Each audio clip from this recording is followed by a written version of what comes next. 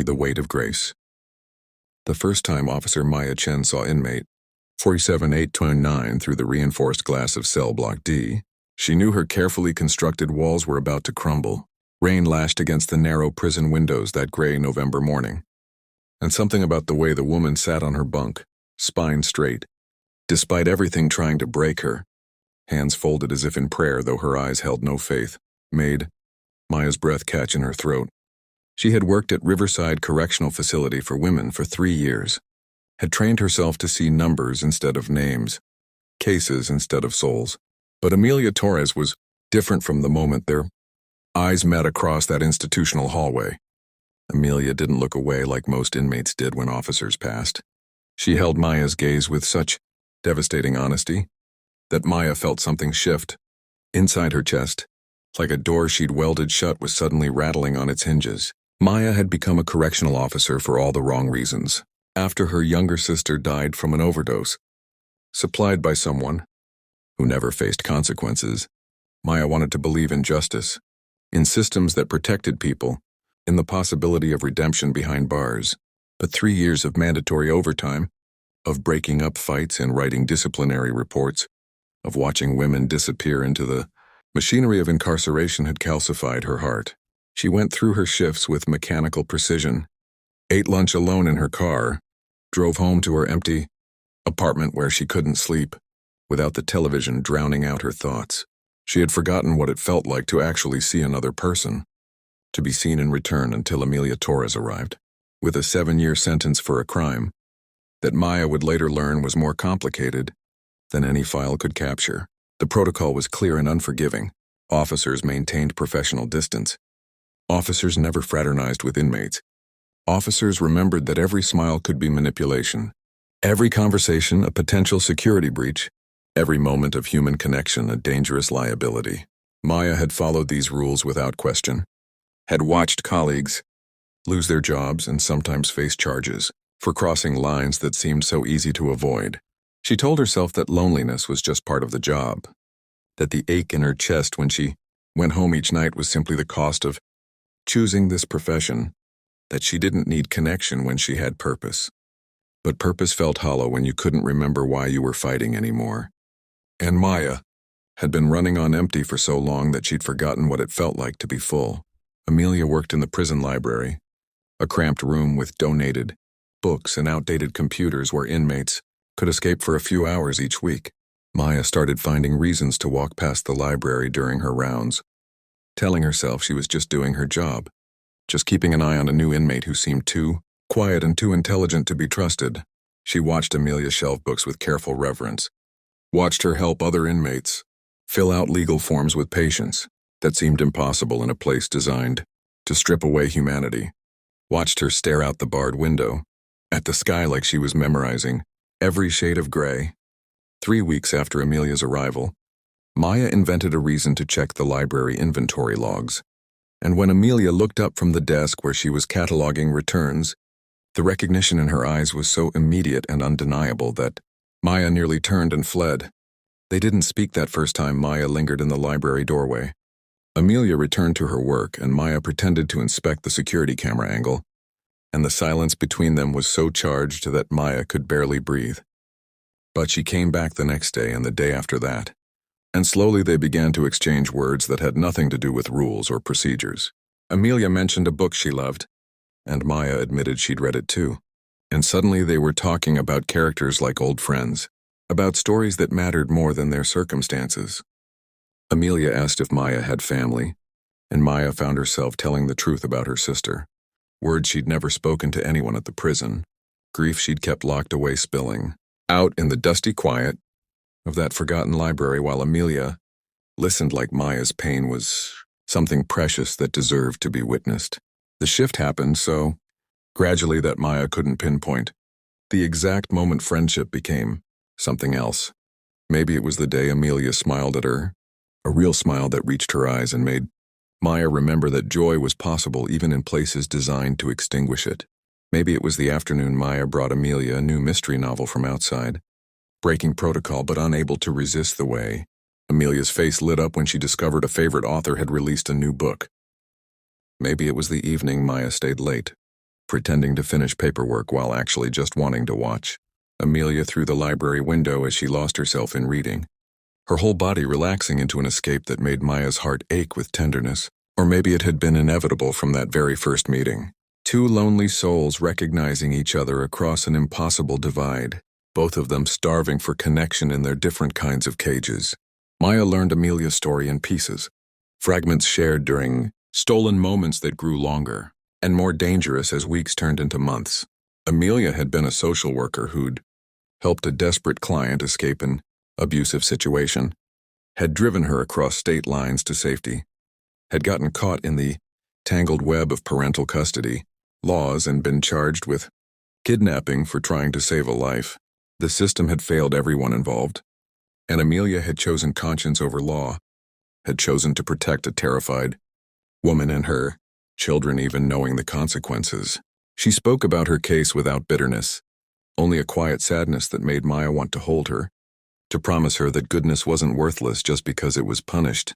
Amelia asked about Maya's life too, really asked, and Maya found herself confessing things she'd never told anyone, how she felt like she was failing her sister's memory every day, how she hated who she was becoming in this job, how she came to work each morning, hoping to matter, and went home each night, feeling like she'd only participated in breaking people down. The first time Maya touched Amelia's hand, it was an accident. They were both reaching for the same book that had fallen from a cart, and their fingers brushed together for maybe 2 seconds. But the electricity of that contact sent shockwaves through Maya's entire body. Amelia pulled back quickly, eyes wide, but Maya saw her own hunger reflected there, the same desperate longing for human warmth that had been growing in Maya's chest like a wildfire. They were more careful after that, both of them terrified of what they were feeling, both of them knowing that acting on this attraction could destroy Maya's career and make Amelia's sentence infinitely worse. But wanting someone doesn't stop just because it's forbidden, and love doesn't ask for permission before it takes root in your heart and refuses to let go. Maya started looking forward to work for the first time in years, started planning her shifts around library hours, started finding excuses to extend conversations that technically shouldn't be happening at all. She brought Amelia small gifts hidden in book donations, chocolate that melted on the tongue, lotion that smelled like lavender, a photograph of the ocean because Amelia had mentioned missing the sea. They talked about everything and nothing, about books and beliefs, and all the ways their lives had led them to this impossible moment. Amelia told Maya about her dreams of opening a women's shelter someday, of creating the safety net that hadn't existed for her client, and Maya talked about maybe going back to school, studying social work herself, finding a way to help people that didn't require her to become someone she hated. In each other's presence, they became the people they'd lost somewhere along the way, hopeful, vulnerable, fully alive in ways that made the risk almost worth it. The kiss happened on a Tuesday in March, when spring rain drummed against the prison walls, and Maya had stayed late to finish reports that could have waited. She went to the library knowing Amelia would be there shelving the last returns of the day, knowing they'd have a few minutes alone before the evening count. They stood together in the narrow aisle between fiction and biography, close enough that Maya could see the flecks of gold in Amelia's brown eyes, close enough that when Amelia whispered Maya's name like a question and a prayer, Maya stopped thinking about consequences and closed the distance between them.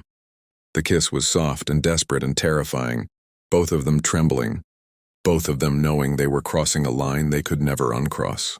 When they pulled apart, Amelia was crying and Maya was too, both of them holding each other like they could somehow make the impossible possible through sheer force of feeling. They didn't talk about what happened next, didn't acknowledge the enormity of what they'd done, but something fundamental had changed.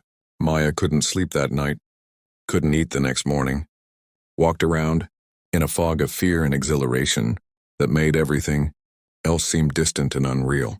She knew she should request a transfer to a different cell block, should put distance between herself and Amelia before someone noticed the way she looked at inmate 40 setting 2-9, like she hung the moon. But Maya had spent 3 years being careful and professional and dead inside, and for the first time since her sister's funeral, she felt alive. Amelia made her want to be brave, made her believe that connection mattered more than protocol. That sometimes the most important thing you could do was choose love even when the world said it was wrong. They were careful for 3 months, so careful that Maya almost convinced herself they could sustain this impossible thing they'd built. They never touched during regular hours, never spoke in front of other inmates or staff, communicated through glances and gestures that only they understood. Maya volunteered for extra library supervision shifts, and no one questioned her dedication to duty. Late at night after lockdown, Maya would slip into the library during her rounds, and she and Amelia would have 20 minutes of stolen time where they could just be together talking, kissing, holding each other like they could somehow make up for all the loneliness they'd both endured. Amelia told Maya she loved her one night in May, whispered it against Maya's neck like a secret the universe needed to hear, and Maya said it back without hesitation because denying this truth would have been the only real crime. The end came the way it always does in stories where love exists in the wrong context, discovered not through carelessness but through cruel chance.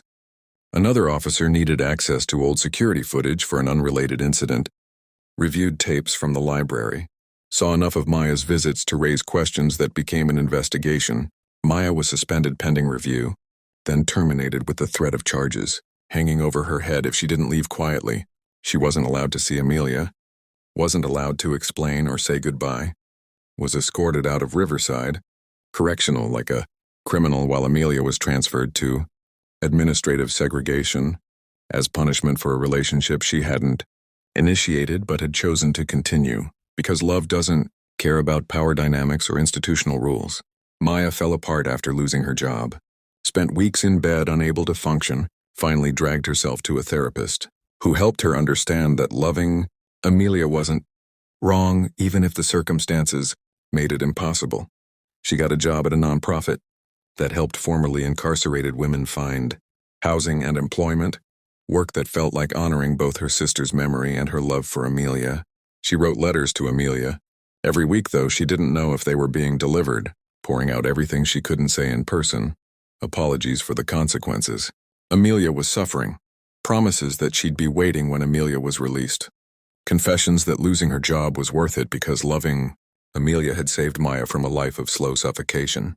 4 years and 3 months after their first kiss, Maya stood outside Riverside Correctional Facility at dawn, watching the processing door that released prisoners back into the world.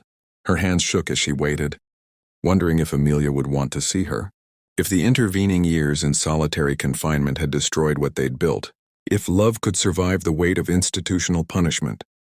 The door opened, and Amelia walked out in civilian clothes carrying a plastic bag of belongings. And when their eyes met across the parking lot, Maya saw the same recognition she'd felt that first rainy morning. Amelia crossed the distance between them without hesitation, and Maya wrapped her arms around the woman she'd never stopped loving, and they held each other while the sun rose over the prison walls behind them. They built a life together slowly, carefully, learning each other, outside the constraints of bars and schedules and forbidden moments. Maya helped Amelia adjust to freedom while Amelia helped Maya forgive herself for all the ways she'd failed to be brave before. Love made courage necessary. They opened a small bookstore together with a reading room where formerly incarcerated women could gather for support groups, creating the community neither of them had found anywhere else. The store struggled financially but thrived in ways that mattered more than profit, became a place where second chances felt possible and love wasn't limited by society's narrow definitions of acceptable. If this story touched your heart, if you believe that love can bloom even in the darkest places, please let me know by liking this video and sharing it with someone who needs to hear that. Connection is worth fighting for. Your support means everything and helps stories like this reach people who need hope. On their 5th anniversary, Maya and Amelia got married in a small ceremony at the bookstore, surrounded by women whose lives they'd touched. Women who'd found second chances because 2 people had been brave enough to love across impossible boundaries.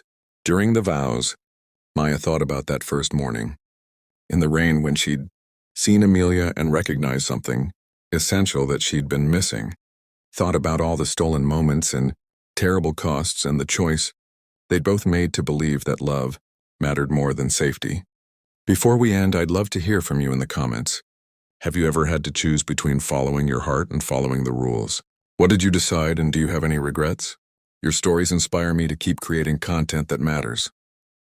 They didn't live happily ever after in any fairy tale sense, because life doesn't work that way, especially for people who've paid real consequences for their choices. But they lived truthfully, loved openly, built something beautiful from the wreckage of circumstances that tried to keep them apart. And on the mornings when Maya woke up next to Amelia in their small apartment above the bookstore, sunlight streaming through windows that had no bars, she thought about her sister and hoped that somewhere she understood that the best way to honor pain is not to avoid more pain, but to choose love brave enough to risk everything, because in the end, connection is the only thing that makes us human, and being human is the only thing that makes any of this worth it at all.